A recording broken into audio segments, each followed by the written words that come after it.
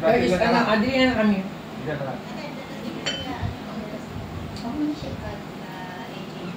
Pag-pray mo na lang. Ugas pa siya. Sige, let's pray. Our gracious Father, we acknowledge your goodness to this family at kung paano nagkita-kita ang mga anak with their parents, and we know na masaya-masaya si Ate Erlis, si Lucio, to see that his children ay narito malalakas, maayos. At the same time, they still walking in their faith.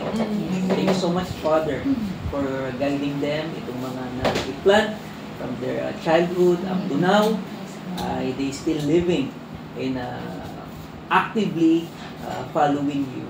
Right now, I pray for Angel na pabalik na siya ng Dubai. I see to guide her and use her mightily in your kingdom. She pronounced the gospel, the word, even the encouragement to the people. And I pray, Father, that her family too can be a blessing to everyone. For a short period of time, I see how she's well doing, following you.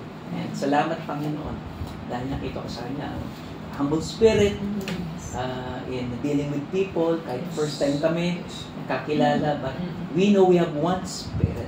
And thank you so much for that. And again, continue to bless her and use her as a channel blessing to the people there in Dubai, even her friends. Salamat din sa social media.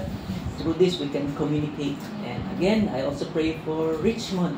Salamat po sa kanyang buhay, and pwede mo rin siyang gamitin in a different way. Kanyang girlfriend, fiancé, Panginoon, tulungan sila as they live, magkaroon din ng one mind, one spirit, and one God.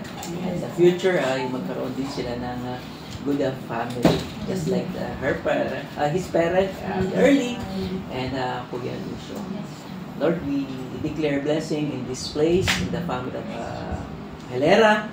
Kumilos ka sa bawat isa sa kanila, and use their testimony to see Jesus in their lives. Thank you so much for everyone. Also kay Erwin, kay Chelly, ikaw ang kikilos po sa bawat isa sa kanila.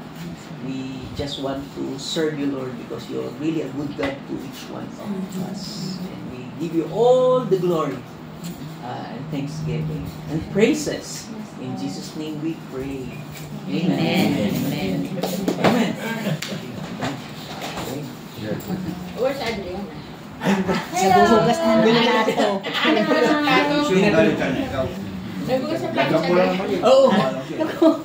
Sila ni Momo.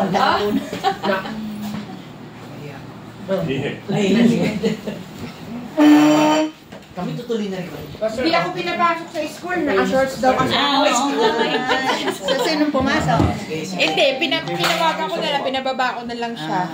Tinawagan ko yung guidance. Sabi ko, man, nandito ako, ayaw ko papasukin kasi naka-short daw ako. Nakaano pa rin si... Ay, pag-pray din naman ako ni Angel.